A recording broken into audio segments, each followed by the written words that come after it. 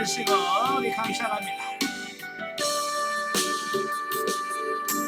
주를 위한 이곳에 예배하는 자들 중에 그가 찬들이 없어 주님께서 슬퍼하시네. 주님이 찾으시는 그 한 사람 그 예배자, 내가 그 사람 되기 간절히 주께 예배하네. 주는 이곳에 서 있는 주임제에 엎드려 전하네. 그 하늘 어떤 난 필요 없네. 주님만 경배해. 주의 이곳에 서 있는 주임제에 엎드려 전하네. 그 하늘 어떤 난 필요 없네. 주님만 경배해. 아멘. 네, 기도하겠습니다. 은혜로우신 아버지 감사합니다. 오늘도 우리를 사랑하셔서 귀한 시간을 허락해 주시고 성령의 은사사역 생명단계의 첫 시간 같이 나누게 하셔서 감사합니다. 오늘도 말씀 날 때 그 말씀들이 살아있는 말씀이요 생명의 말씀이 되어 우리 영혼이 사는 역사가 있도록 우리 하나님 도와 주시옵소서. 시종을 주님께 맡겨오며 예수님의 이름으로 감사하며 기도합나이다. 아멘. 예, 이 시간에는 우리 페이지 144페이지 훈련과정 144페이지 보시면 성령의 은사사역의 생명단계 4생명단계가 나오게 되어집니다. 자, 우리가 영성을 형성하는 데 있어서 크게 4기둥이 있다고 말씀을 드렸어요. 자, 첫 번째 기둥은 성령의 구원사역. 예, 성령의 구원사역은 우리 영혼 안에서 일어나는 거예요. 그래서 우리 영이 중생하고 중생한 영이 자라고 성장해서 예수 그리스도의 성품을 닮아서 예수님처럼 말하고 예수님처럼 사랑하고 예수님처럼 용서하는 예수님처럼 살아가는 삶이 사라져가게 하는 것이 성령의 구원사역이라고 볼 수 있습니다. 그리고 세 번째가 성령의 영성적 물질 관계예요. 물질 관계. 우리가 세상에 살다 보면 물질이 필요하지요. 예, 돈 필요 없는 사람 없을 거예요. 예? 다 돈이 필요합니다. 자, 그런데 그 물질을 어떻게 활용할 것이냐. 예, 그냥 그런 부분들을 다루는 것이 영성적 물질 관계고, 또 네 번째 기능은 영성적 대인 관계예요. 우리 인간은 혼자 살 수 있는 존재가 아니잖아요. 그죠? 여섯이 같이 모여서 공동체를 형성해서 살아갈 수밖에 없는 존재가 바로 우리 사람인데, 이 사람이라고 해서 모이다 보면 또 각자가 개성이 다 달라요. 그래서 각자가 다르다 보니까 또 문제가 발생할 수밖에 없고, 예, 자, 그럴 때 바로 이 대인관계를 어떻게 맺고 살 것이냐라고 하는 부분을 다루는 것이 영성적 대인관계입니다. 자, 그리고 두 번째가 바로 성령의 은사사역이에요. 오늘 성령의 은사사역을 다루는 부분은 우리의 육체가 아담과 하와가 범죄한 이후로는 우리 육체가 완전히 타락을 하게 돼요. 예, 완전한 타락. 이 완전한 타락이라고 하는 말은 우리가 어떤 고쳐쓸 수 있는 어떤 그런 부분이 아니라 완전히 타락해서 하나님의 뜻대로 살 수 있는 그런 부분이 없는 걸 말해요. 예, 그래서 우리 육으로는 선한 행위를 할 수 없습니다. 예, 그래서 하나님께서는 우리 육체에다가 은사와 능력을 덧입혀 주셔서 우리의 체질을 바꾸시고 우리 가치관을 바꾸고 우리를 변화시켜서 하나님이 원하는 삶을 살아갈 수 있도록 만들어주시는 사역이 성령의 은사사역이라고 볼 수 있습니다. 예, 그래서 이 은사사역은 굉장히 중요해요. 그래서 4단계가 나오는데요. 1단계는 기본 체험 단계라고 할 수 있어요. 그래서 광야, 가나안 1단계에서 하나님께서 기본적으로 우리에게 은사를 주시고 그 은사들을 경험하면서 아 이게 방언이구나, 아 이게 신의 은사구나, 이렇게 그걸 경험해 가면서 우리의 가치관을 바꾸도록 하는 단계가 기본 체험 단계예요. 그 다음 단계가 실용 단계입니다. 이렇게 체험하다 보니까 이걸 육신의 유익을 위해서 써보고 싶은 충동이 생기는 거예요. 네, 그래서 육신의 이익을 위해서 은사를 사용하는 단계가 실용 단계라고 보시면 돼요. 그 은사적으로 육신적으로 이익을 위해서 사용하다 보니까 진짜 만사가 하나님의 뜻대로 되네. 예?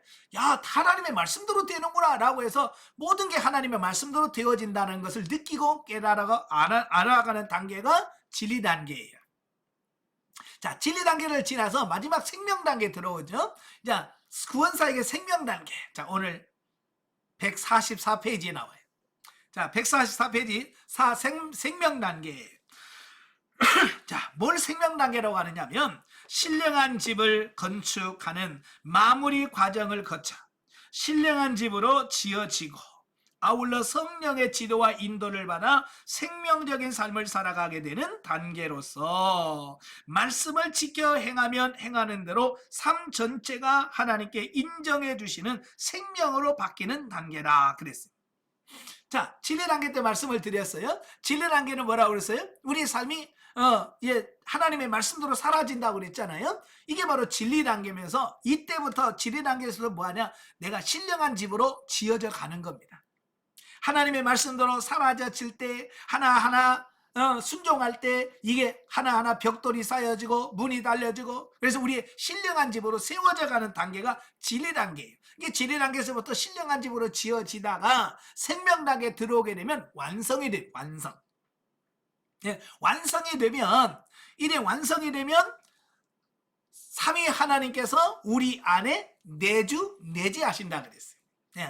예, 신령한 집이 완성이 되어지면 삼위 하나님이 내 안에 내주하시고 그 뒤로부터 이제 우리 육체가 그 내 안에 머물러 계신 성령님의 지도와 인도를 받아서 사라져가는 단계가 오는데 바로 그게 생명 단계다라고 말씀드릴 수가 있어요. 아시겠죠? 자, 그래서 철저하게 성령의 지도 인도를 받아서 살아가는 단계다. 그래서 생명 단계 들어오게 되면 이제 저와 여러분들이 하나님 앞에 주님 어떻게 할까요? 하나님 어떻게 뭘부터 할까요? 라고 하나님께 질문하고 물어서 주님께서 말씀하신 대로 내 삶이 하나씩 하나씩 사라져가는 단계를 우리가 생명 단계다 라고 볼 수 있습니다. 자, 그래서 이 생명 단계에 들어오게 되면 이제 내가 성령님께 묻고 사라지는 모든 그 하나하나가 뭐냐? 다 하나님께서 인정해 주시는 생명으로 인정해 주시는 단계다라고 보시면 되겠습니다. 자, 145페이지 보시면 자, 신령한 집으로 건축이 되어지면 이런 말씀이 나오죠. 자, 이제 내가 이제 신령한 집으로 건축이 되면 어떤 삶의 변화가 나타나느냐라고 하는 부분이에요. 자, 거기 보면 삼위일체 하나님이 내주하시고 비로소 우리의 영혼 몸을 성전으로 인정하신다 그랬어요. 예, 신령한 집이 건축이 되면 삼위 하나님께서 우리 안에 내주하신다 그랬어요. 내주라고 하는 말은 내 안에 거처를 삼고 내 안에 들어와서 사시는 걸 말해요. 자, 여러분도 마찬가지. 여러분도 집을 계약을 하거나 뭐 전세 계약을 하든 월세 계약을 하잖아요. 계약을 하면 어떻게 해요? 그 집에 들어가잖아요. 그죠? 이삿짐 다 싸들고 그 집에 들어가서 그 집에서 계약 기간에 살잖아요. 그걸 거주한다라고 표현하고 있어요. 그러니까 내 안에 내가 신령한 집이 지어지면 삼위 하나님께서 마치 우리가 이삿짐을 싸들고 그 집에 들어가듯이 내 안으로 들어오신다는 거예요. 그러니까 내 안에 거처 삼아서 내 안에 삼위 하나님께서 머물러 계신다. 이 안에 사시는 거예요. 이걸 내재라고 얘기합니다. 자, 그러면서 비로소 그때가 되면 우리의 영과 혼과 몸을 성전으로 인정해 주신다. 자, 여러분 성전이란 말 참 많이 들으셨죠? 예, 뭐 교회를 가르쳐서 이러면 성전이라고 하는데 여러분 교회를 가르쳐서 성전이라고 하면 안 됩니다. 예, 여기서 말하는 성전이라는 것은 눈에 보이는 어떤 건물을 말하는 게 아니에요. 성전에서 제일 중요한 게 뭐라고 그랬어요? 성전에서 제일 중요한 게 뭐? 하나님이 그 안에 계시냐 안 계시냐, 요게 제일 중요하다고 그랬어요. 그래서 하나님이 머물러 우리 안에 들어오시면 성전이고 하나님이 안 계시면 성전이 아닌 거예요. 예, 세상에 많은 건물들이 있죠. 그죠? 예, 정말 서울에 가면 어마어마한 건물들이 있습니다. 잘 지었다고 성전이라고 부르지 않아요. 예, 그 안에 하나님이 계시냐? 하나님이 계시면 성전이고, 아무리 삐까 번쩍하도 하나님이 없으시면, 안 계시면 성전이 아닌 거예요. 그러니까 우리 안에 삼위 하나님이 머물러 계시기 때문에 내가 성전이 되고 여러분이 성전이 되는 거예요. 아시겠죠? 꼭 기억하시길 바랍니다. 자, 성전이 기억하시면, 자, 그 밑에 요한복음 14장 23절이 나오게 되죠. 예수께서 대답하여 가라사대 사람이 나를 사랑하면 내 말을 지키리니 내 아버지께서 저를 사랑하실 것이요 우리가 저에게 와서 거처를 저와 함께 하리라. 요한복음 14장 23절 말씀인데 굉장히 중요한 말씀이에요. 자, 여기서 뭐라고 말씀하냐면 예수께서 대답하여 가라사대 사람이 나를 사랑하면, 누구를 사랑하면? 예수님을 사랑하면 뭐 한다고 그랬어요? 내 말을 지키리니. 자, 여기서 내 말을 지킨다 라고 하는 말씀이 굉장히 중요합니다. 자, 아까 말씀드렸죠. 신령한 집이 건축이 된다는 말은 무슨 말이라고 그랬어요? 신령한 집이 건축이 된다라고 하는 말은 결국 하나님의 말씀대로 사라져지는 삶이 된다, 그 얘기예요. 이건 제가 입문과정 때부터 계속 말씀을 드렸어요. 입문과정 6강에 보면 신령한 집을 짓는 생활. 그래서 1시간 동안 신령한 집이라는 게 뭐냐라고는 설명을 해요. 거기서 우리는 자꾸 신령한 집, 성전 그러면 건물을 생각해요. 근데 여기서 말하는 신령한 집은 건물을 얘기하는 게 아니라 여기서 말하는 것은 하나님의 말씀, 성경에 기록된 하나님의 말씀대로 사라져지는 삶을 신령한 집을 짓는다라고 표현하고 있거든요. 그래서 예수님이 뭐라고 했어요? 나를 사랑하면 내 말을 지키리니. 예, 하나님 말씀대로 사는 거예요. 하나님 말씀 사는 역사가 나타나는데 그게 뭐냐? 신령한 집을 지어졌다라는 것을 말씀해주고 있습니다. 그래서 말씀을 지키게 되면 이 말은 신령한 집으로 지어지면 그 말과 같은 말이에요. 내 아버지께서 저를 사랑하실 것이고 우리가 그랬죠? 우리가. 여기서 말하는 우리가 누굽니까? 여기서 말하는 우리가는 삼위일체 하나님을 말합니다. 삼위일체 하나님이 와서 거처를 저와 함께 하리라. 저는 누구예요? 우리. 거처를 저와 함께 하리라. 내가 신령한 집이 건축이 되면 하나님의 말씀대로 사는 순종하는 그 단계가 오면 그때서 하나님이 내 안에 들어오셔서 머물러 계시면서 내주 내뒤 하실 것이다 라고 하는 이 말씀을 하시게 되는 거예요. 아시겠죠? 그래서 여러분들이 훈련을 받으면서 이제 가나안 4-7 단계가 되면 제가 여러분에게 말씀을 드립니다. 이제 신령한 집이 건축이 되어졌고요. 내주 내뒤 하셨습니다 라는 말을 하게 될 거예요. 바로 그때 되면 바로 내가 완전한 생명 단계에 들어왔다라고 하는 부분을 보시면 되겠습니다. 자, 그 밑에 고린도전서 3장 16절을 말씀하시는데요. 자, 여기서 말하는 너희는 누구일까요? 여기서 말하는 너희는 성장한 생명 단계에 온 사람, 생명 단계 신령한 집에 건축한 사람을 말합니다. 너희가 하나님의 성전인 것과 하나님의 성령이 너희 안에 거하시는 것을 알지 못하느냐 라고 말합니다. 우리가 성장을 하게 되면 나를 성전 삼아 성령님이 내 안에 거하신다. 삼위 하나님이 내주 내뒤 하신다는 요한복음의 말씀과 일치되는 말씀이에요. 그래서 성령 하나님이 내 안에 들어와 계시기 때문에 내가 성전이 된다. 아시겠죠? 성전이 되어지는 겁니다. 자, 이건 뭘 말하냐면 마치 비유를 들면 우리 사람이 성장을 하게 되면 정년기, 이제 결혼하는 정년기가 들어오잖아요. 결혼 정년기에 들어오게 되면 어때요? 사랑하는 사람을 만나게 되고 결혼식이라고 하는 과정을 통해서 부부가 되어집니다. 그죠? 부부가 되어지면 이제 어떻게 돼요? 부부가 서로 마음을 하고 성품을 다하고 모든 걸 다해서 같이 동행하는 삶이 있어요. 일명 이걸 부부 생활이라고 그래요. 결혼해서 둘이 사랑하면서 가정을 꾸리고 자녀를 낳고 하는 이 모든 것이 부부 생활이죠. 부부로서의 사는 삶이에요. 마찬가지로 이 생명 단계에 들어오게 되면 삼위 하나님께서 내 안에 내주 내뒤 하셔.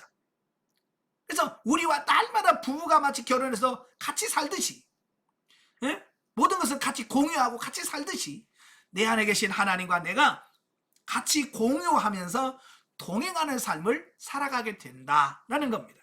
그래서 여기서 신령한 집이 건축이 되어지고 내주 내제는 결국 사람에게 결혼식과 같은 의미다라고 보시면 돼요. 아시겠죠? 자, 그다음에 하나님께서 인정하시는 생명적인 삶이 사라진다라는 겁니다.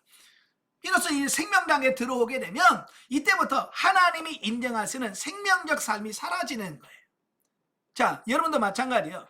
여러분, 사람이 결혼을 하면 세상에서 어른으로 인정해주고 대접을 해줍니다.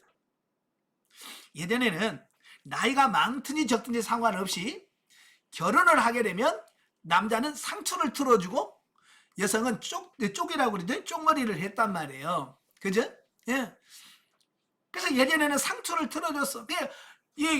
예전에 제가 어렸을 때 봤던 영화 중에 하나가 뭐냐면 꼬마 신랑. 예. 꼬마 신랑이라는 영화가 있었어요. 저희 동네는 워낙 시골이었기 때문에 영화관이 없어요. 영화관이 없어가지고 이 가을 정도가 되면 그 천막 치고 영화를 상영해주는 영화팀이 1년에 한 번 들어와요. 1년에 들어와가지고 이제 그걸 천막을 치고 30원인가 받고 영화를 보게 해줘요. 예. 그때 봤던 프로그램이 꼬마 신랑이라고 하는 그 영화가 있었어요. 7살인가 된 꼬마가 결혼을 합니다. 예. 결혼을 해서 신부는 20살이 넘고 이 신랑은 7살인 것 같아. 그래서 거기서 생기는 여러 가지 에피소드를 하는 그 영화였는데요. 참 보면 그 애기지만 결혼하니까 어때? 상투를 틀어주고, 그러니까 이 애가 뒷짐을 딱 지고 뭐고, 자기보다 나이 많은 장가 못 간 형들이 있잖아. 애들은 가라 그러고 그런 옛날의 영화가 생각이 나요. 참 결혼을 하면 사람들이 뭐냐, 어른으로 대접하고 인정해 준단 말이에요. 예? 저도 제가 좀 결혼을 좀 일찍 한 편이에요. 26살 때 했어요. 예. 신학교 다니면서 전도사 생활을 하다 보니까 빨리 해야 된대. 빨리 결혼을 해야 된다고 그래가지고 급하게 빨리 했어요. 26살에 했는데 20살, 10살에 뭐 지금 보면 26살 애야 애. 근데 저는 다 큰 줄 알고 26살에 결혼했는데, 결혼하니까 저희 어머님이 저한테 뭐라고 하냐면, 너 이제 어른이 되고 네 가장이 되었으니까 네가 알아서 결정하고 뭘 해라는 거예요. 아니 나는 아직 뭐 모르겠는데 어른 대접을 해주는 거예요. 어른 대접을. 저희 어머님이, 저를 낳으시고 기르시는 어머님이 너는 이제 어른이다. 그래서 어른 대접을 해주시는 겁니다. 참 그때 어른이라고 하는 게 이렇게 책임이 크구나. 자, 그걸 느꼈어요. 결혼하기 전에는 그냥 저희 어머니 시키는 대로 하면 돼.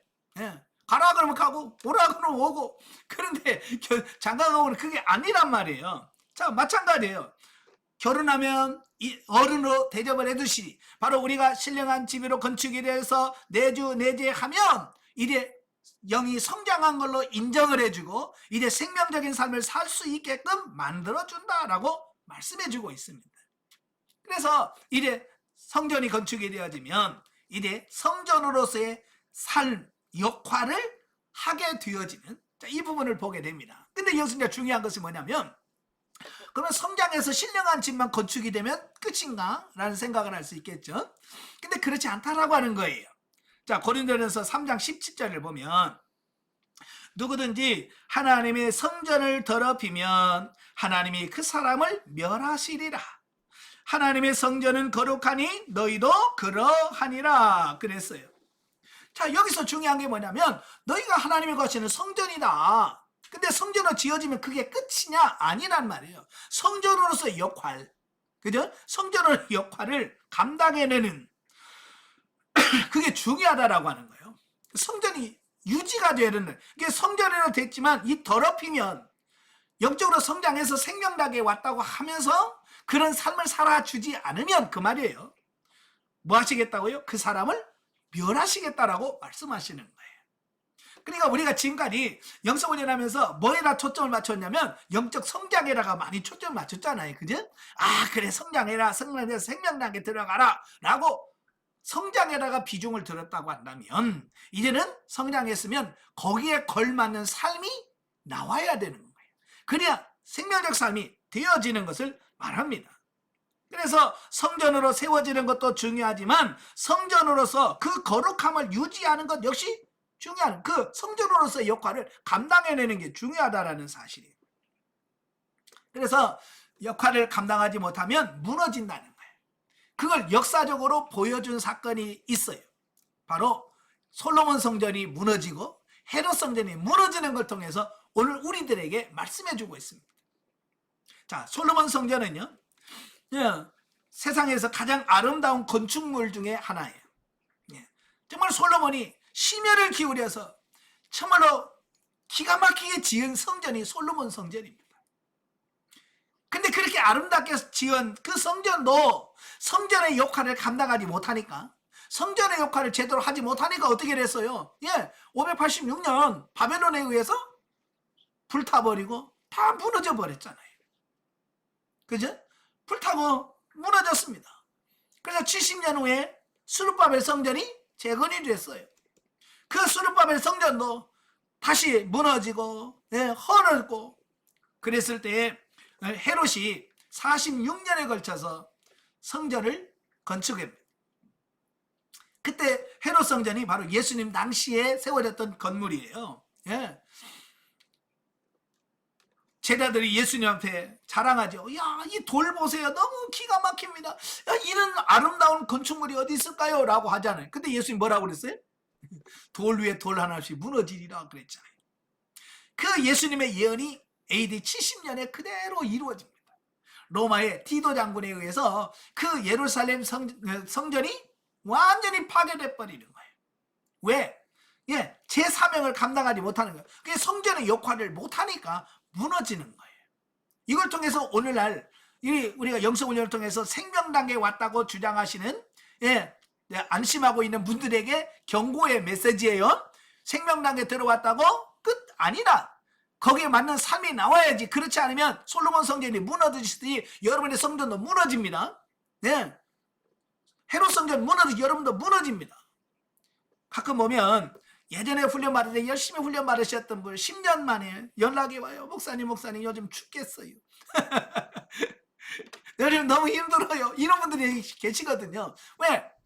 성전 지어서 신령한 집으로 세워져서 살라고 했는데 그 10여 년 동안 살다 보니까 다시 육으로 돌아가서 육신의 삶을 살다 보니까 어느 사이에 그 성전이 다 무너져 버리고 하나님과 교제도 안 돼요. 하나님께 물어도 대답도 없습니다.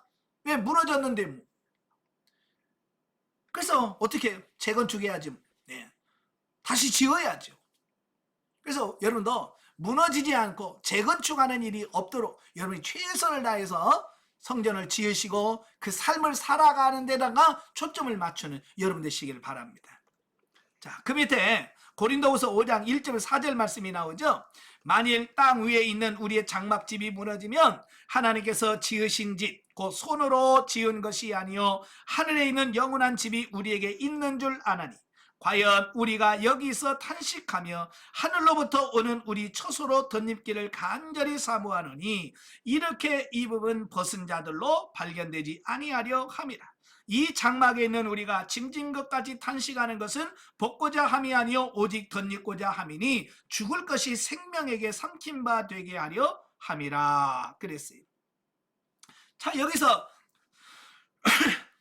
땅에 있는 우리 장막집이라고 표현되어 있죠. 여기서 말하는 장막집은 뭘 말합니까? 우리 육신을 말하는 겁니다.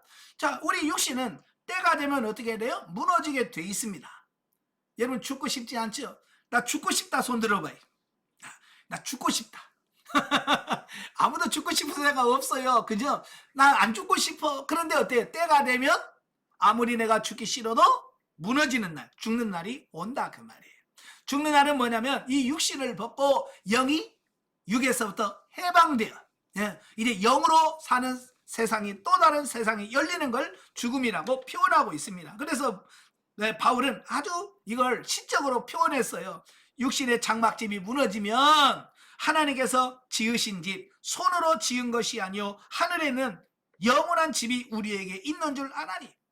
예, 우리 죽으면 끝이 아니라 내 안에 있는 영이 새로운 삶을, 영으로서 새로운 삶을 살아가게 되는 그 길이 열려진다라고 말씀해 주고 있습니다. 예, 그래서 여기서 벗고자함이 아니요 그랬잖아요. 예, 여기서 탄식하며 하늘로부터 오는 우리 처소를 덧입기를 간절히 사모하노니. 자, 여기서 탄식하면서 하는 게 뭐냐? 육신으로 사는 그 삶이 끝나는 게 아니라 영원한 그 하나님의 나라에서 어떤 모습으로 세워질 것인가 라고 하는 부분에서 거기에 초점을 맞추고 있는 어떤 이런 부분들을 말씀해 주고 있습니다. 다시 말하면 우리 죽을 육신이 훈련을 통해서 영성이 형성되어지고 삼위 하나님 내주하시고, 그래서 우리의 삶이 생명적인 삶으로 되어지는 이 모든 삶을 말씀하고 있다라는 겁니다. 영성으로 덧입어져서 하나님의 말씀대로 뜻대로 살아지는 그 삶이 되어지길 위해서 우리가 탄식하면서 기도하고 부르짖는다라고 말씀해주고 있습니다. 왜? 그게 중요하니까. 자, 심는 자에게 씨와 먹을 양식을 주시는 이가 너희에게 심을 것을 주사 풍성하게 하시고 너희 의의 열매를 더하게 하시리라. 고린도후서 9장 10절에 말씀을 해주고 있고요. 그 밑에 보면 은사를 활용하는 물질관계 그랬어요. 자, 우리가 물질을 사용하는 데 있어서 우리는 그 돈을 쓴다, 돈을 사용한다라고 하는만 생각하면 안 됩니다. 우리가 이제 물질을 사용할 때 항상 제가 어떻게 하라고 그랬어요? 묻고 쓰라고 그랬잖아요. 그지? 예, 물질을 쓸 때 항상 은사를 활용해서 하나님 어떻게 쓸까요? 얼마를 심을까요? 예? 무엇을 살까요? 라고 이 은사를 활용해서 물질에 대해서 하나님께 묻고, 그 하나님께서 말씀하신 성령의 지도 인도를 받아서 물질을 심고 거둘 때에 이게 생명이 되는 바로 이런 부분이 된다고 말씀해 주고 있습니다. 그러니까 우리는 은사 그러면 우리는 계속 병 고치는 은사, 방언의 은사 이런 것만 생각할 수 있는데요. 아니에요. 예, 이제 그 은사를 통해서 구체적으로 우리의 삶에 적용하고 그 은사를 가지고 살아갈 수 있는 이 부분을 만드는, 이게 굉장히 중요한 거예요. 예, 아시겠죠?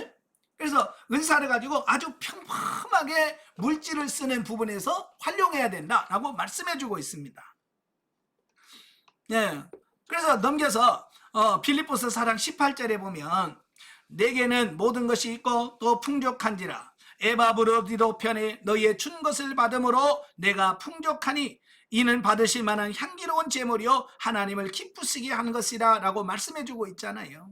예, 물질을 성령께 묻고 성령의 뜻대로 물질을 잘 활용하게 되면 그 물질이 하나님이 받으실 만한 향기로운 제물이 된다. 이게 말은 생명이 된다 그 얘기예요. 예, 그래서 여러분 돈을 쓸 때, 물질을 쓸 때 그냥 아무렇게나 심지 말고 성령 은사를 활용해서 하나님께 묻고 주님 어떻게 할까요? 묻고 주님 앞에 말씀을 따라서 순종해가는 여러분들이 되셔야 됩니다. 아시겠죠? 그래야 이 물질이 생명이 되어지는 겁니다. 그래서 그 밑에 설명이 나오죠. 생명이 되는 물질관계, 또 생명이 되는 결과로 나타나는 것은 여러 배로 풍성하게 받는 축복이 나타난다라는 것을 말씀해 주고 있습니다.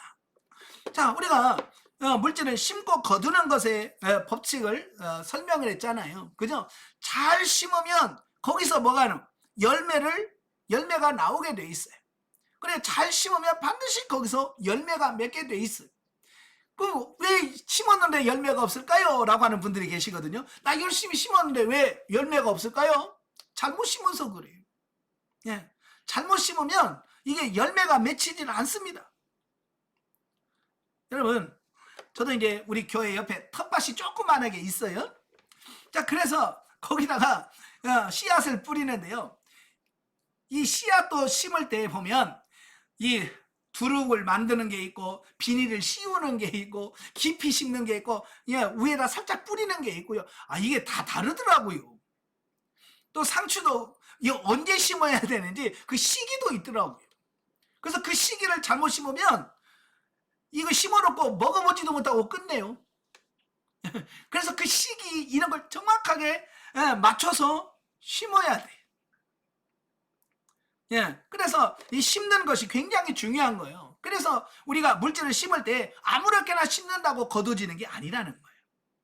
그래서 하나님 앞에 은사를 활용해서 하나님께 물어야 돼. 하나님, 언제 심을까요? 어디다 심을까요? 누구에게 심을까요? 얼마를 심을까요? 라고 해서 이 물질의 부분에 있어서 철저하게 성령의 지도 인도를 받는 그것이 중요하다. 예, 그걸 말씀해 주고 있습니다.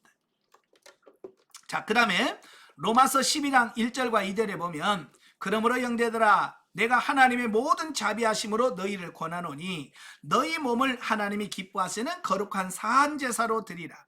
이는 너희의 드릴 영적 예배니라. 너희는 이 세대를 본받지 말고 오직 마음을 새롭게 함으로 변화를 받아 하나님의 선하시고 기뻐하시고 온전하신 뜻이 무엇인지를 분별하도록 해라 라고 말씀해 주고 있습니다. 자, 여기서 영성훈련을 받는 목적에 대해서 설명을 해주고 있어요. 자, 왜 우리가 영성훈련을 받고 왜 우리가 성장을 해서 신령한 집으로 건축하는 자가 되어야 되느냐? 그 부분은 뭐냐면 결과적으로 산제사 드리는 삶이 가능하도록 만들기 위함이다. 예, 하나님이 원하시는 산제사를 드리는 삶으로 살아가려면 반드시 저와 여러분이 뭐 한다고? 영적으로 성장, 성숙해야만 된다라는 사실이에요. 예. 자, 그래서 여기서 그러면 거룩한 산제사 드리는 삶이 뭐냐? 예? 거룩한 산제사 드리는 삶이 뭐냐라고 하는 것은 삶을 통해서 하나님을 기쁘시게 하는 걸 말해요. 내 삶을 통해서. 여러분, 산제사는 구약의 죽은 제사와 구원하기 위해서 붙여진 이름이에요. 구약에는 소 잡아 드리고 염소를 잡아요. 그래서 산채로 제물이 될 수가 없잖아요. 그죠? 그래서 송아지를 가져와, 염소를 가져와요, 양을 가져옵니다. 그러면 제단, 북쪽 제단 곁에서 그 짐승을 잡아요. 잡아서 그 가죽을 벗기고, 그 다음에 각을 뜨고, 그래서 그 각든 고기는 그 번제단 위에 올려서 장작에 태워서 하나님께 제사를 드리고, 피는 제단 사면에다 뿌리고, 자, 그래서 제단이 제사가 드려지는 거거든요. 이건 구약에는 죽은 제사예요. 산 제물을 죽여서 하나님께 드리는 제사라 그 말이에요. 그러나 신약시대는 이제 더 이상 짐승을 잡아서 드리는 제사는 끝났어요. 그죠? 그래서 신약시대 여러분 교회 오면서 염소 끌고 가시는 거 봤어요? 여러분 교회 가시면서 양 한 마리 끌고 가면서 양 제사 드리려고 끌고 가는 거 없잖아요. 왜? 지금은 이제 죽은 제사 드리는 시대가 아니에요. 지금은 산 제사를 드리는 거예요. 산 제사란 살아있는 나, 살아있는 나를 통해서 하나님이 기뻐하시고 원하시는 삶을 살아 드리는 것, 이게 산 제사 드리는 겁니다. 아시겠죠? 예. 그러려고 하다 보니까 영적으로 성장하지 않으면 그게 불가능하고, 예. 이 은사를 통해서 이 육의 가치관이나 이게 완전히 바뀌지 않으면 그 삶이 불가능하다라는 거예요. 그래서 하나님께서는 우리들을 빨리 성장, 성숙시켜서 하나님의 말씀 사는 그 삶으로 우리를 만들어서 그렇게 살게 해주겠다고 하나님이 약속하셨고, 그 약속을 성취하시기 위해서 지금 이 훈련을 시켜가고 있다라는 사실이에요. 자, 죽고 썩을 육신 중심의 삶이 영 중심의 삶으로 바뀌면 그 사람의 삶 또한 사망에서 생명으로 바뀌게 되어진다. 이 생명의 삶은 비단 육체와 영성뿐만 아니라 종합적인 차원에서 그리스도인의 삶 전체가 생명적인 삶으로 사라져야 한다라고 하는 말씀입니다. 그러니까 죽고 썩을 육신 중심의 삶이 영 중심의 삶으로 바뀌어지는, 여러분 이 육신 중심의 삶이 영 중심의 삶으로 바뀐다라고 하는 것은 무슨 말이에요? 예, 육신이 중심이 되어서 육신이 원하는 대로 살던 삶이 아니라 이제는 이 성장한 영이 중심이 되어서 하나님의 말씀도 사라지는 이 삶을 영 중심의 삶으로 영 중심의 삶으로 바뀌어지는 거라고 이렇게 말씀해 주고 있거든요. 자, 그래서 우리가 생명적인 삶을 살려면 반드시 육신 중심의 삶에서 영 중심의 삶으로 바뀌어지셔야 돼. 가치관이 바뀌어야 돼. 자, 그래서 성경에 보면 이 가치관이 변화되는 이런 부분에 대해서 설명을 많이 합니다. 자, 그 사도행전 10장에 보면 베드로가 환상을 보는 내용이 나와요.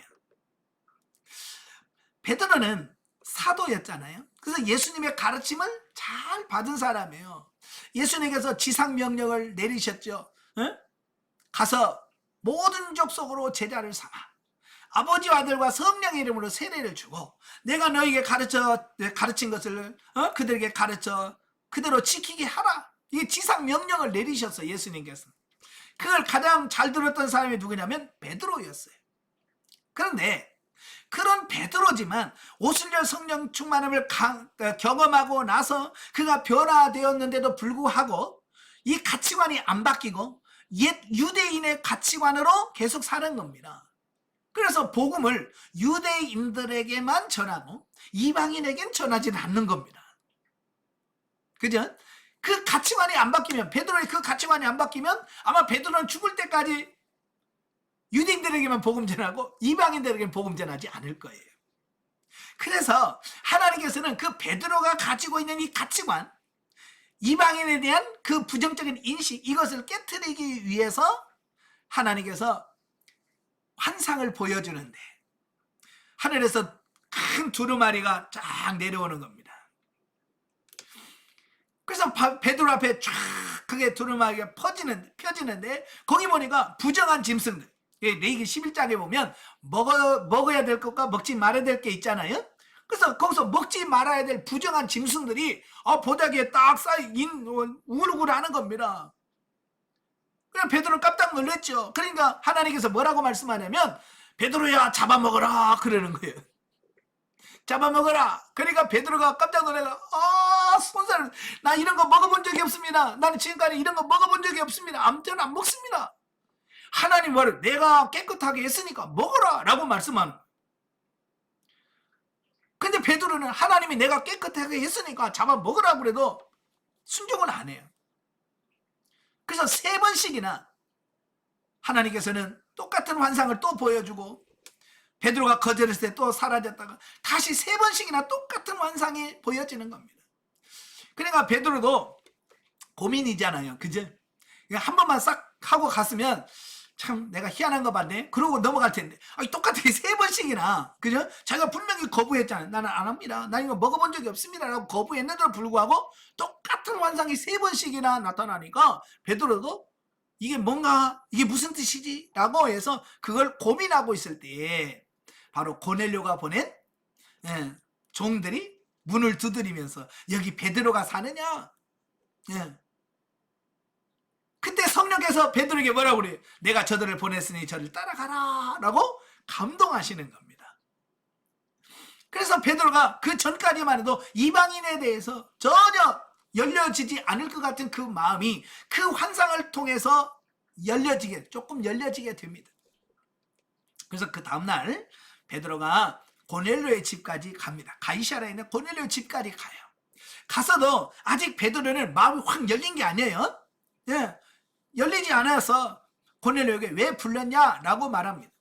그러니까 고넬료가 자기가 본 환상, 천사가 나타나서 베드로를 초청해서 하나님의 말씀을 들으라고 했다. 그래서 그 말에 순종해서 이렇게 당신을 불렀는데 오셨으니 감사합니다. 우리는 하나님 말씀 들을 준비가 다 돼 있습니다. 그러니까 베드로가 이제 예수 그리스도의 복음을 그들에게 전파하기 시작한 겁니다. 예수님의 말씀, 예수님께서 이 땅에 오셨고 십자가에 죽으셨고 그 예수님에 대해서 복음을 전하는데 놀라운 역사가 일어난 거예요. 바로 오순절에 임했던 그 성령의 역사가 고넬료의 집에서 말씀을 듣는 가운데 그 설교하는 중에 막 역사가 일어나는 거예요. 베드로는 이미 오순절을 경험해봐서 성령의 역사가 뭔지 알잖아요. 그죠? 막 성령의 역사가 똑같이 일어나는 거예요. 그러니까 베드로가 깜짝 놀란 거예요. 왜? 자기들은 지금까지 베드로는 이 유대인들만 하나님께서 구원하실 거라고 생각했었거든요. 그게 가치관이에요.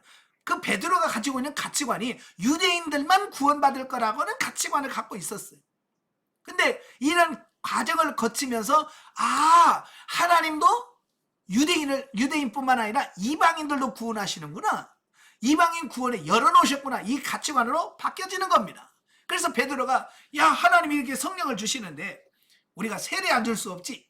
그래서 세례를 베풀자. 그래가지고 고넬료의 집에 세례를 베풀어요.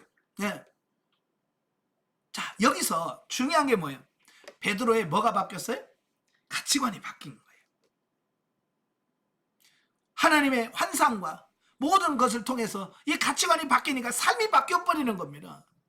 오늘 우리도 마찬가지예요. 내가 왜 예수님 말씀대로, 성경 말씀대로 못 사냐? 첫째는 이 가치관이 안 바뀌어서 그래요. 우리 가치관이 아직도 육신적인 뭔데 머물러서 영적인 부분에 순종하지 못하니까, 그래서 우리의 삶이 바뀌어지지 않는 겁니다. 그래서 은사와 이런 경험들을 통해서 경험하면서 우리의 가치관을 바꿔주시는 겁니다. 바꿔서 살 수 없는 우리를 살 수 있도록 만들어 주신다는 겁니다. 자, 그래서 이 생명적인 삶은 비단 육체와 영성뿐만 아니라 종합적인 차원에서 그리스도의 삶 전체가 생명적인 삶으로 사라져야 한다는 겁니다. 그래서 신앙생활뿐만 아니라 우리의 가정생활, 또 직장생활, 또 부부생활, 또 여러 생활, 이런 모든 나의 삶의 모든 영역에서 이런 생명적 삶이 확장되어져 가는 이런 삶이 되셔야 합니다. 자, 이와 같이 나와 하나님의 관계가 생명적인 차원으로 바뀌고 물질 관계에 있어서도 자연스럽게 하나님께서 원하시는 뜻대로 물질을 사용함으로 말미암아 성경 말씀이 나의 삶 가운데서 실제가 되어지는 것을 경험하게 되고, 예, 그러니까 이 생명량에 들어오게 되면 이제 하나님과 나와의 관계가 생명적인 관계, 여기 생명적인 관계라는 것은 하나 되어진다, 그런 뜻이에요. 요한복음 15장에 보면 나는 포도나무요 너희는 가지니 그랬죠. 예, 가지가 열매를 맺을 수 있는 방법은 뭐예요? 다른 거 없어. 줄기에 붙어만 있으면 되는 거예요. 가지가 줄기에 붙어 있어야 거기서부터 오는 영양분을 흡수해서 열매를 맺을 수 있는 거거든요. 바로 그게 하나됨, 이게 생명이거든요. 생명 관계예요. 그래서 생명력 차원으로 바뀌면 이제 물질 관계에 있어서도 자연스럽게 하나님께서 원하시는 뜻대로 물질을 사용하게 된다. 그러다 보면 하나님 뜻대로 다 되어지는구나 라고 해서 삶이 바뀌어진다, 그 말입니다. 또 대인관계에 있어서도 세상적인 윤리나 도덕적인 차원을 뛰어넘어서 하나님께서 원하시는 진리적인 방법으로 사람들을 대하게 될 때 하나님의 뜻이 나의 삶 가운데서 이루어지고 생명이 되어지는 거다. 그러니까 물질 관계로 바뀌고 대인 관계로 생명 단계에 들어오게 되면 바뀌게 되어지는 이 부분을 보게 되죠. 자, 그러므로 이제 우리는 육신의 고정관념을 벗어버리고 이미 주신 은사들을 진리적 차원에서 평범하게 활용하여 성령님의 지도와 인도를 따라서 순종하고 복종할 때 우리의 삶은 모두 생명으로 바꾸어지게 될 것이다 라는 겁니다. 예. 그러니까 이런 거예요. 어쩌다 생명이 되는 게 아니고 그냥 범사가 다 생명으로 바뀌어지는 거예요. 자, 여러분들 이제 다 결혼하셔서 이제 부부 생활을 하잖아요. 자, 우리는 부부 생활이라고 말할 때 우리는 부부 생활 하면 뭐만 떠오르십니까? 뭐가 떠올라요? 사실은 부부 생활이라고 하는 것은 결혼해서 남편과 아내로서의 사는 모든 삶이 부부 생활이에요. 그렇잖아요? 예, 결혼해서 남편이 직장에서 일합니다. 이것도 부부 생활이에요. 그죠? 예, 아내가 집에서 빨래하고 이거 다 부부로서의 생활, 예, 자녀를 낳고 기르는 모든 게 뭐냐, 부부 생활이라고 그 테두리 안에 다 들어있는 거예요. 예, 마찬가지로 여러분들이 이 생명당에 들어오게 되면 물질관계, 대인관계, 또 무슨 문제, 다 모든 문제가 하나님 안에서 다 영적인 삶, 생명력 삶과 연관되어 있다는 것을 기억하시면 좋겠습니다. 자, 그러면 이제 147페이지에 생명 단계에서의 은사의 역할. 자, 생명 단계 들어오면 은사라고 특별히 막 은사 말하지를 않아요. 자, 처음에 우리가 기본 체험 단계 때는 참 뭐 은사에 대해서 굉장히 많은 관심을 갖고 방언의 은사, 무슨 은사 막 이런 거 해요. 근데 생명당에 들어오게 되면 막 그런 은사 막 계속 그렇게 크게 말하고 있지는 않아요. 그래서 생명단계에 들어가면 어떤 분은 생명단계는 은사가 필요 없는 건가? 라고 생각하기 쉬워요.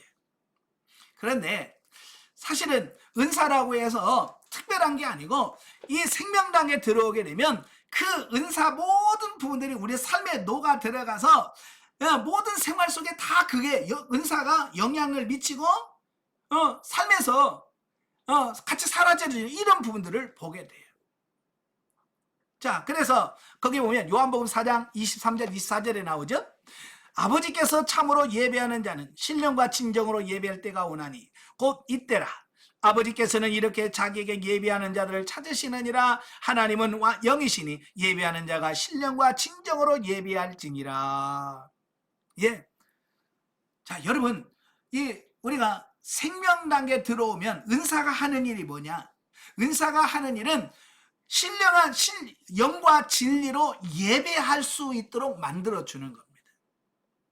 여러분이 가지고 있는 그 은사들이 결국은 여러분이 영과 진리로 예배할 수 있는 모든 밑바탕의 근거, 이것을 다 제공하는 게 뭐냐? 바로 이게 은사의 역할이라고 말씀드릴 수 있습니다. 그러니까 은사가 기본 베이직으로 깔려 있어야 돼.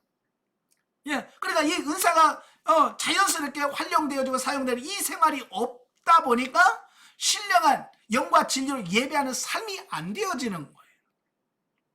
아시겠죠? 예, 그래서 생명 단계에 들어오면 은사가 영과 진리로 예배하는 그런 삶이 가능하도록 만든다는 거예요. 그 다음에 계시록 19장 7절과 8절에 나오죠. 우리가 즐거워하며 크게 기뻐하여 그에게 영광을 돌리세. 어린 양의 혼인 기약이 이르렀고 그 아내가 예비되었으니 그에게 허락하사 빛나고 깨끗한 세마포를 입게 하였은즉 이 세마포는 성도들의 옳은 행실이로다 그랬어요.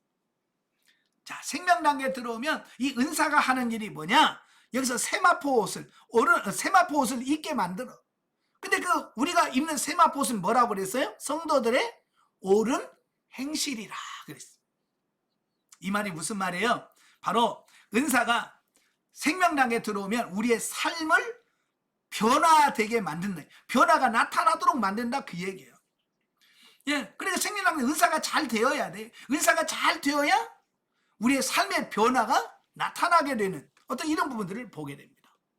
자, 그 다음에 그 밑에 고린도후서 5장 4절 5절에 보면 이 장막에 있는 우리가 짐진 것 같이 탄식하는 것은 벗고자 함이 아니요 오직 덧입고자 함이니 죽을 것이 생명에게 삼킨 바 되게 하려 함이라. 곧 이것을 우리에게 이루게 하시고 보증으로 성령을 우리에게 주신 이는 하나님이시니라.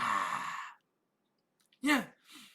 그래서 이 생명 단계에 들어오면 은사가 뭐냐면 우리로 하여금 성령으로 충만한 삶을 살도록 충만한 삶이 가능하도록 만들어준다라는 사실이에요. 그래서 이 은사가 충만하지 않으면 이 성령 충만함이 잘 안 나타납니다. 아시겠죠? 그래서 은사가 충만해야 생명 단계에 들어오게 되면 모든 삶 속에서 성령의 충만함이 임하게 되고 그래서 그 충만함이 결국 삶 속에서 사라지도록 만드는 그런 역사를 이룬다는 사실입니다. 자, 이 말씀을 기억하고 그 밑에 보겠습니다. 성도들은 신령한 집으로 건축이 된 이후 성령의 9가지 은사를 충분히 활용함으로써 하나님께 신령한 제사를 드리는 제사장의 역할을 잘 감당하게 된다. 구약시대 제사장은 이스라엘 백성들과 하나님 사이를 중개하는 역할, 즉 제의의 직무를 수행했다. 특히 레위기에 나타난 제사장이 갖추어야 할 정결 예법이나 자격 요건을 보면 그 정도가 상당히 까다로운 것을 알 수 있는데 이것은 신약시대에 와서 구속함을 받은 백성들이 하나님과의 관계 회복을 하고 하나님께 나아가 신령한 제사를 드리는 데 있어서 갖추어야 할 영적인 자격 요건과 정결 문제를 말씀하고 있는 것이다. 구약시대는 제사장이라고 하는 분들이 존재했어요. 그래서 이 제사장들은 레위 지파 사람들, 레위 지파 사람들 중에서 특별히 아론의 후손들, 아론의 자손들만 제사장의 역할을 감당하도록 되어 있습니다. 그래서 아무나 제사장 되는 게 아니에요. 그리고 출애굽기에 보면 그 제사장이 되는 조건도 아주 까다로워요. 예, 제사장도 아무나 되는 거 아니에요.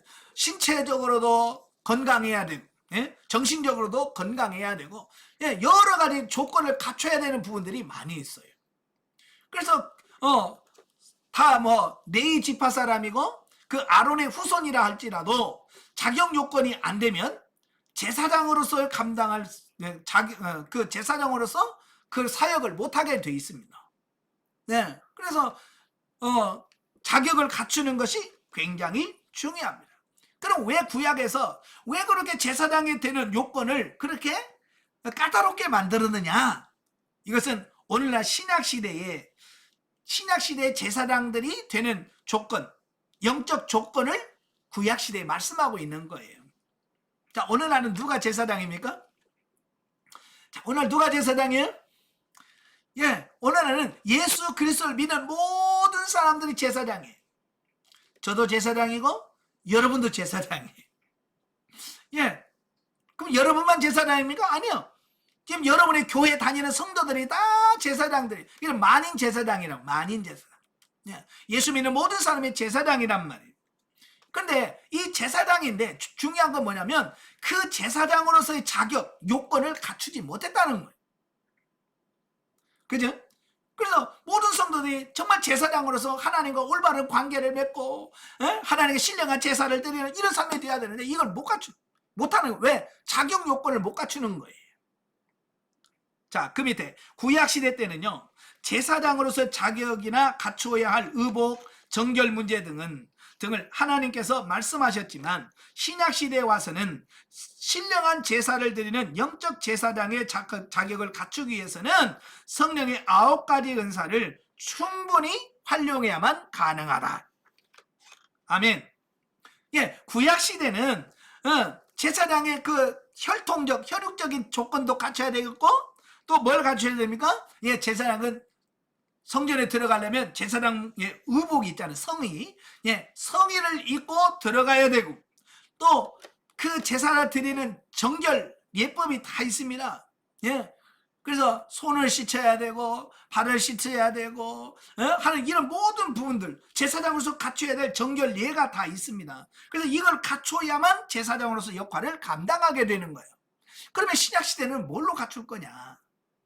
신약시대에 오늘날 제사장이 된다면 신령한 제사드리는 영적 제사장의 조건이 뭐냐? 성령의 9가지 은사를 충분히 받는 거. 아멘. 네, 성령 은사를 9가지 은사를 충분히 받아서 받은 사람만이 가능하다라는 겁니다. 다시 말하면 은사를 잘 활용하는 사람만이, 성령의 은사 9가지 은사를 충분히 활용하는 사람만이 신령한 제사를 드리는 영적 제사장이 될 수 있다. 이 시대에. 예.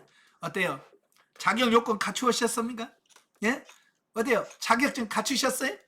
성령의 9가지 은사가 충분히 나타나고 있습니까? 활용되고 있어요? 자, 손 들어봐요. 나 자격 갖추고 있다. 예. 자격이 안 되니까 이게 소통이 안 되고 하나님과 이 관계가 잘 안 되는 거예요. 예. 그래서 이 요건들을 잘 갖추도록 우리가 기도하고 하는 이유가 바로 그 자격 요건을 갖추어서 하나님과 친밀한 관계를 맺도록 하기 위한 거다라는 사실입니다. 자, 넘겨서 148페이지를 보시면 그러므로 진리를 분별하기 위하여 지혜와 지식의 말씀의 은사를 동원하고 믿음과 영 분별, 능력을 행하는 은사를 복합적으로 사용해야만 한다라는 사실입니다. 자, 이건 1단계에서부터 이미 제가 말씀을 드렸어요. 자, 은사는 어느 한 가지만 활용이 되어지는 게 아니고 어떤 문제를 만났을 때 그 문제를 해결하는 데 있어서 여러 가지 은사가 복합적으로 작용해서 해결할 수 있다라고 말씀을 드렸어요. 자, 예를 들어서 우리는 이제 병 고치는 은사. 그러면 여러분 병 고치는 은사 그럼 뭐만 생각납니까? 신유은사면 딱 하나 생각날 거예요. 아, 신유은사가 병 고치는 거야 라고 생각할 수 있겠지만 물론 맞습니다. 맞는데 그 병을 고치기 위해서는 신유은사 하나만 가지고는 안 돼요. 자, 처음에 지식의 말씀 연사, 지혜의 말씀 연사를 통해서, 이 지식의 말씀 연사를 통해서 뭘 해야 돼요? 예? 이 원인이 뭔지 분별해내야 돼요. 예. 그 다음에 지혜의 말씀 연사를 통해서 그러면 이거 어떻게 적용할 것인가? 예. 병자로 왔을 때 이걸 어떻게 치료할 거냐? 지혜의 말씀 연사를 통해서 이걸 어떻게 적용할 것인가 라고 하는 부분을 알게 돼요. 그 다음에 깨달았으면 이제 방언의 은사를 통해서 방언, 통역, 이언을 통해서 확실하게 하나님의 뜻을 깨닫고, 네. 그 다음에 신유 은사를 통해서 처리하는 겁니다. 그러니까 이 병자 하나를 고치기 위해서는 벌써 지식의 말씀 연사, 지혜의 말씀의 연사, 그 다음에 방언, 통역, 예언, 그 다음에 신유 은사까지, 그 다음에 이 귀신을 통해서 역사했다면 능력의 은사까지 발동을 해야만 이 병자를 치유할 수 있는 이런 사건이 되는. 그러니까 어떤 한 사건 속에는 그 하나를 처리하기 위해서 다양한 은사, 왜 성령 9가지 은사가 다 필요하다 그 말이에요. 그러니까 이게 필요한 거예요, 필요. 자, 그래서 우리가 은사는 도구라고 그랬잖아요. 은사는 신령한 집을 짓는 도구라고 그랬죠.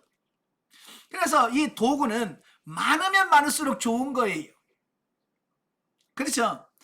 정말 여러분 주방에 가서 뭐 음식 하려고 하는데 그릇도 없지, 뭣도 없지, 그러면 요리할 수 있어요, 없어요? 예, 칼 찾는데 칼이 없어. 어떻게 요리를 해?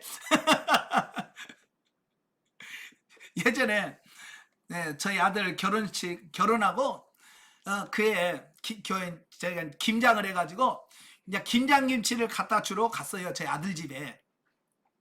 아들 집에 가서 이제 김장했기 때문에 이제 김장김치도 갖다 주고, 이제 간 김에 원래 이제 김장하면 보쌈 해 먹잖아요, 그죠? 보쌈 해 먹고, 그래서 이제 우리 아들 집에 가지고 우리도 그 해가지고 보쌈 해 먹자. 그래서 고기도 막 이만큼 사갖고 갔어요. 가서 이제 삶아서 먹으려고.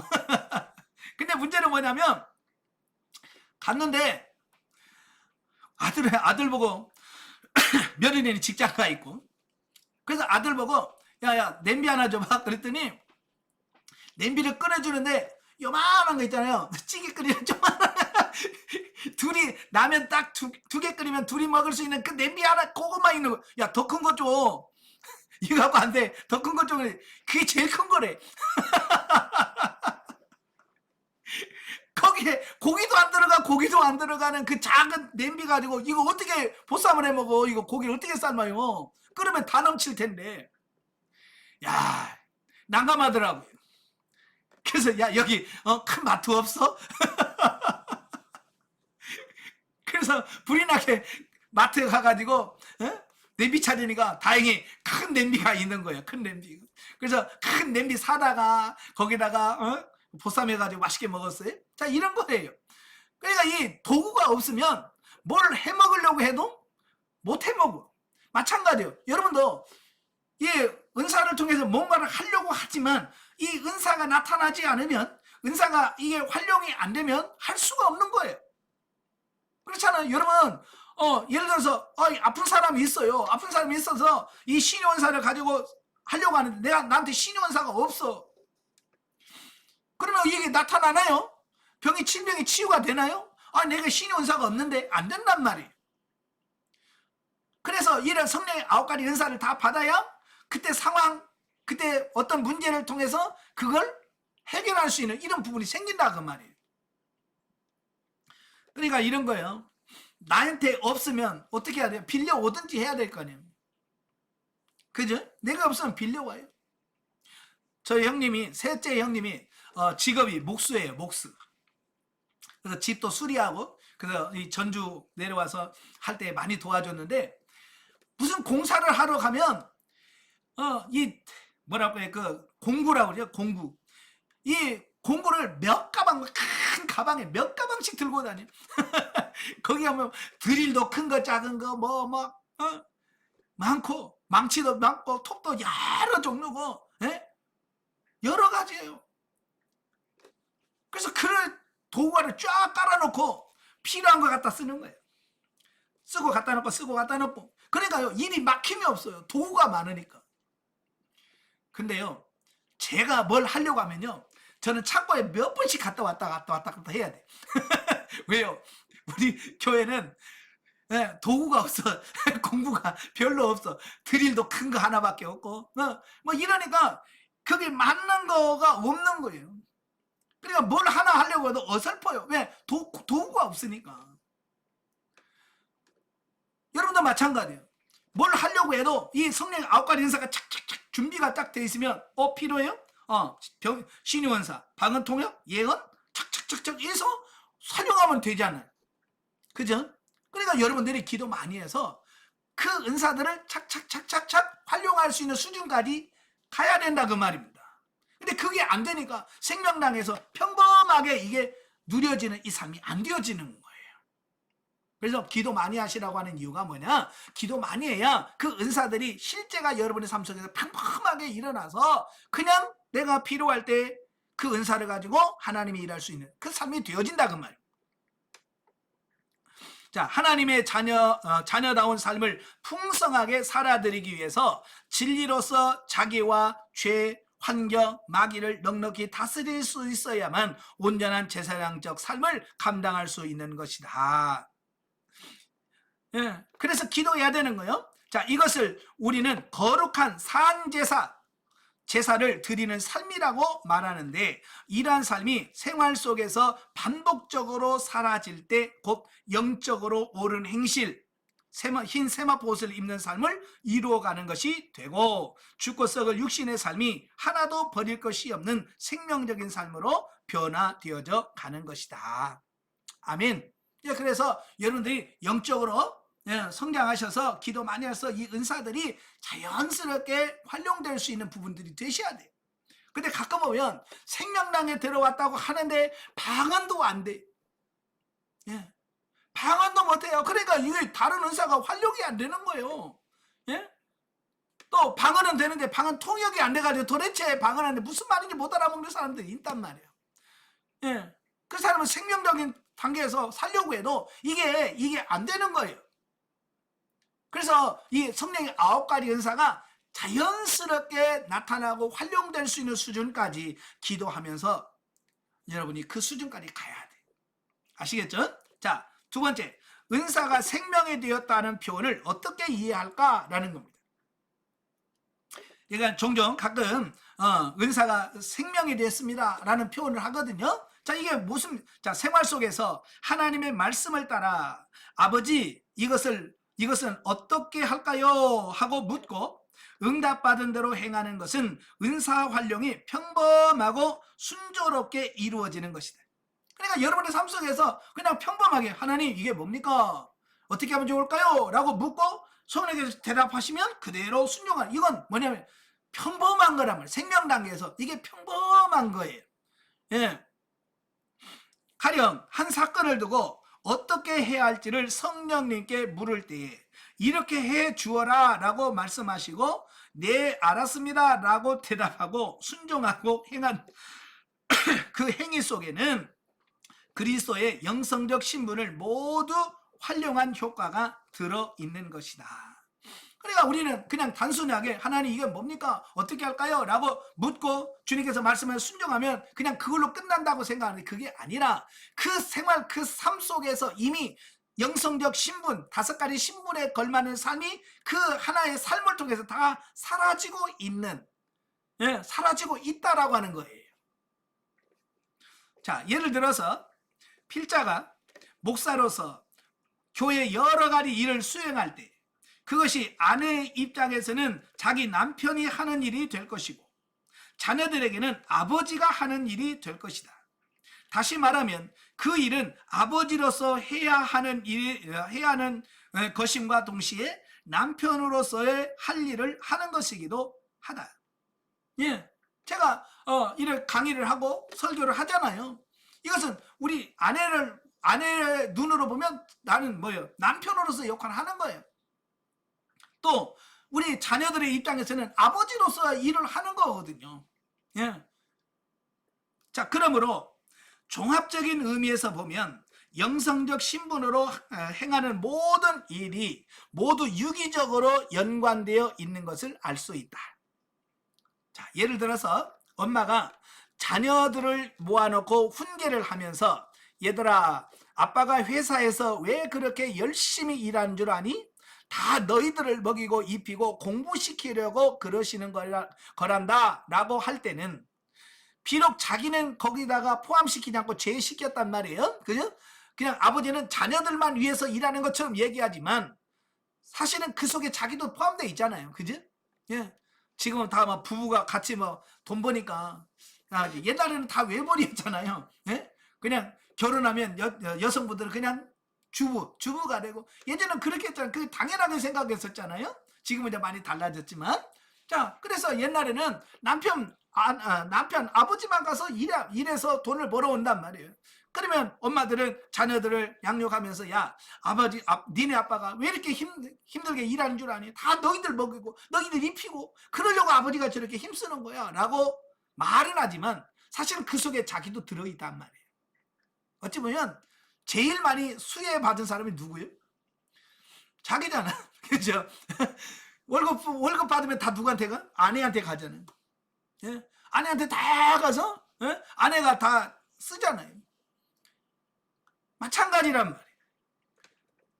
그러니까 남편 혼자 돈 벌어온다고 해서 그 남편 것이 아니고 다 뭐예요? 자녀를 위한 거, 아내를 위한 거, 다 이게 복합적으로 가족 전체가 뭐예요? 다 유기적으로 연관되어 있는 이런 부분들이에요. 그러니까 아버지가 돈 벌 때 누구만을 위해서가 아니잖아요. 자기만도 아니고 자식들만도 아니고 아내만도 아니라 아내, 자식들 다 가족 전체를 위해서 하잖아요. 이 다 유기적으로 되어졌다라는 것을 보게 되죠. 자, 이와 같이 생명이 된다라고 하는 말은 우리 삶이 철저하게 하나님께 묻고 응답받는 대로 행하는 삶이 되어서 그리스도인의 영성적 신분에 맞는 삶을 살고 그 신분의 삶이 서로 유기적으로 연관되어 사라질 때를 말한다라는 겁니다. 네. 자, 이게 참 이해하기가 좀 어려운데, 자, 예를 한번 들어봅시다. 한번 예를 들어보면, 여러분 이제 밥상에다가 밥을 차리잖아요. 네. 밥을 차리는 국, 김치, 또 뭐 고기 뭐 이렇게 해서 여러 반찬을 이렇게 종류대로 이렇게 널어놓잖아요. 예. 자, 어떤 사람은 상에다 이렇게 반찬을 막 해주면 이것저것 막 해가지고 비벼서 먹는 분들이 계셔. 예? 예. 비비는 거 좋아하는 사람들은 뭐든지 갖다 놓으면 뭐 넣고 막 비벼서 먹어. 예. 그런데 여러분, 입에서 먹을 때 하나씩 따로따로 먹는다고 칩시다. 예? 밥 먹고 김치 따로, 고기 따로, 이렇게 따로따로 입에다 넣는데 사실은 입에서는 들어갈 때는 따로따로 들어가죠. 그죠? 따로따로 들어가는데 뱃속에 들어가면 어떻게 될까요? 예?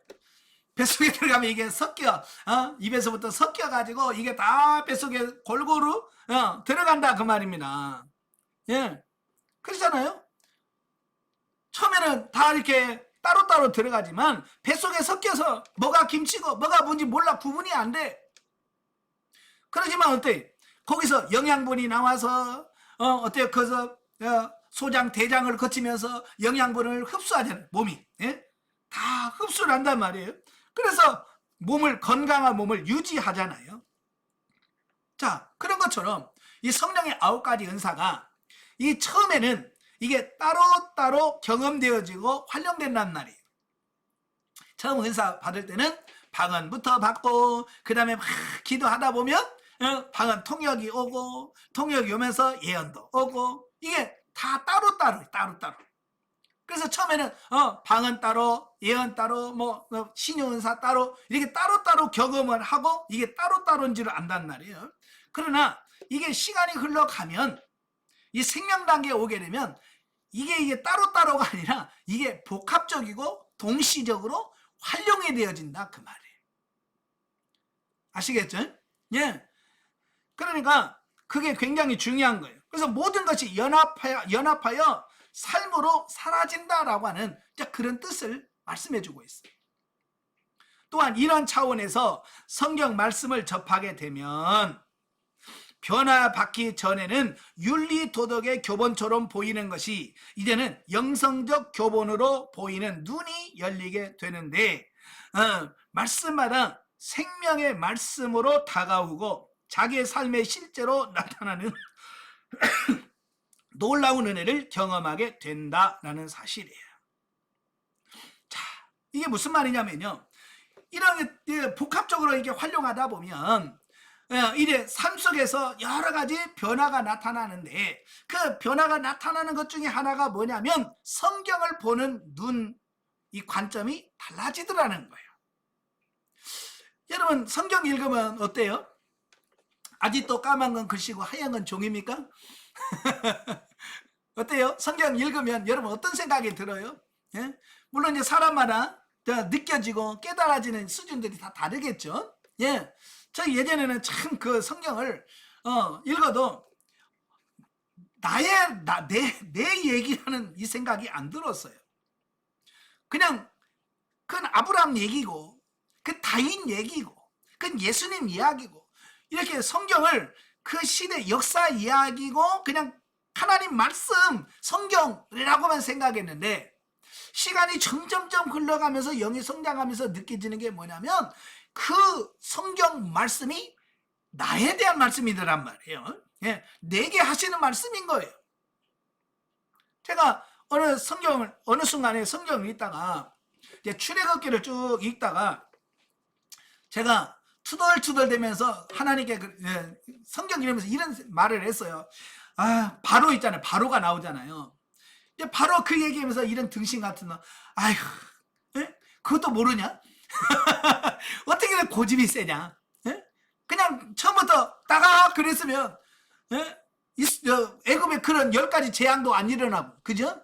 나중에 홍해바다에 들어가서 죽지도 않을 건데 그냥 고집 피우고 남자만 가라, 애들은 놔두고 가라, 뭐 그러고 결국 고집 피우다가 우박 재앙 만났지, 흑암 재앙 만났지, 장자 재앙 만났지, 10가지 재앙을 다 만나는 거야. 그걸 보니까 이 바보 같은 거야. 베드로, 바로가 행한 행동이 너무 바보 같은 거야. 내가 읽는데 너무 바보 같은 거야. 그래서 아이고, 이 등신 같은 놈, 아이고, 그냥 놔주면 될 걸 뭐 그렇게 그걸 하겠다고 그렇게 하냐라고, 그 바로에 대해서 제가 이런 생각들을 가지고 성경을 보고 있는데, 성령께서 내 안에서 뭐라고 말씀하시냐면 네 안에도 바로가 있어 그러시는 거예요. 네 안에 바로가 있다. 제가 깜짝 놀랐어요. 나는 내 안에 바로가 없고 내 안에는 아브라함, 다윗, 요셉 이런 선한 사람만 내 안에 있는 줄 알았어요. 나는 그런 다윗을 닮고 이렇게 했지, 이 나쁜 바로 이런 것은 안 닮은 줄 알았거든요. 내 안에 없는 줄 알았어요. 나하고는 전혀 상관없는 것으로 생각했거든요. 근데 제가 이 등신 같은 놈 하고 있는데 성령께서 내 안에 뭐라고 말씀하냐면 너 안에 바로가 있어 그러시는 거예요. 그래서 뭐예요? 뭐 그게? 그랬더니 뭐라고 말씀하냐면 하나님의 말씀을 듣기를 거부하고 하나님 말씀을 듣기를 싫어하고 불순종하기를 원하는 그 속성이 바로야 그러시는 거예요. 그러니까 바로라고 따로 있는 게 아니라는 거야. 내 안에 바로라는 속성이 다 있다는 거예요. 여러분 어때요? 하나님이 여러분에게 말씀하시면 그냥 여러분은 불순종하고 싶은 마음 없어요? 그냥 아멘 하고 그냥 갑니까? 예? 다 여러분도 불순종하고 싶은 마음이 있잖아요. 그죠? 여러분도 그러잖아요. 내일 새벽기도 가라 그러면 자야 되는데요. 그죠? 그런 마음이 있죠? 바로 그게 뭐야? 그게 바로야. 그 하나님의 말씀에 순종하기 싫어하는 내 모습. 너 누구한테 얼마 심어? 나 이번에 쓸 게 많은데요. 바로 그게 바로란 말이에요. 그게 바로. 자, 그럼 바로 있어요, 없어요? 없는 사람 손 들어봐요, 솔직하게. 없는 사람 없다고 그래. 나도 있어요. 죄가 있다니까, 제 안에. 네? 오늘 아침에도 제가 새벽 예배 하다가, 새벽 예배 일어났는데요. 어제도 밤 10시 반까지 강의하고요. 어떻게 하다 보니까 11시 넘어서 자니까 좀 피곤하더라고요. 그게 아침에 일어나려고 하는데, 이 알람은 울리는데, 이 육체가, 더 잤으면 좋겠다. 더 잤으면 좋겠다 그러는 거예요. 예. 그러니까요, 이 육체가요, 눈 감고 슬쩍 그 핸드폰을 가져와 가지고 알람을 딱 끄더라고요. 그러더니 핸드폰을 탁 치워놓고 아이고 더 자자 그러고 있는 내 모습을 보는 거예요, 목사가. 네? 이게 바로의 속성이 내 안에 있는 거예요, 내 안에. 예. 그러다가 안돼 일어나야지. 그래서 벌떡 일어났어요. 예. 벌떡 일어나서 오늘 새벽 예배 했습니다. 자, 그런 거예요. 이게 순간순간 내 안에 바로가 딱 이 안에 있어서 언제든지 그 작동을 합니다. 그래서 그걸 발견하게 되고 처리를 하지 않으면 안 되는 거예요. 여러분 안에 다 있다 그 말입니다. 예? 여러분 안에 또 사무엘상을 쭉 읽어가면서 또 사울 읽으면서 아이고 이런 바보 같은 놈, 예, 이러면서 내가 또 사울을 또 바보라고 했거든요. 그랬더니 또 성령께서 뭐라고 말씀하냐면 네 안에 사울이 있다 그러시는 거예요. 네 안에 사울이 있다. 그 전에는 나는 좋은 사람들 있잖아요. 다윗이나 뭐 이런 사람은 그래 내 안에 있습니다. 나도 그렇게 닮기를 원합니다. 그런데 이런 나쁜 사람들, 안 좋은 사람들은 나와 전혀 상관없다고 생각했는데 그게 아니라 전부 나에게 주신 말씀이더라고요. 이게 좋은 사람도 나에게 주시는 말씀이고 안 좋은 사람도 나쁜 사람도 나에게 주신 말씀이라고 말이에요. 예, 그러니까 성경 보면 가룟 유다 보면서 여러분 가룟 유다, 여러분이 가룟 유다 같아요, 안 같아요? 예? 스스로는 나 가룟 유다하고 상관없어요 라고 말할 거예요. 그런데 내 안에 가룟 유다 같은 속성이 있습니다. 물질의 욕심 때문에 예수님을 팔고 싶은 그런 욕구가 생긴단 말이에요. 예, 바로 그런 속성 내 누구나 다 있단 말이에요. 바로 이런 부분들을 여러분들이 처리를 해가셔야 된다라는 말씀입니다. 그래서 성경을 읽으면 전부 나에게 주신 말씀이에요. 나에게 주신 말씀. 그러니까 성경 읽으면서 그래 아버지 이게 내게 주신 말씀이네요. 네? 여러분이 생명단계에 들어가게 되면 이래 말씀을 대하는 여러분의 태도부터 이렇게 달라집니다. 아시겠죠?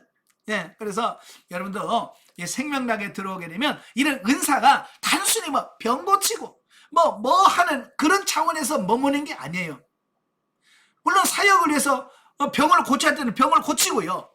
예? 귀신을 쫓아내는 귀신을 쫓아냅니다. 은사를 통해서 하지만 평범하게 우리의 삶의 모든 삶 속에서 그냥 묻어나오게 되어지는, 예, 이런 삶이 되어지는 거예요.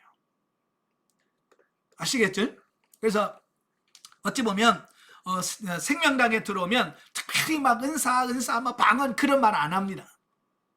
그죠?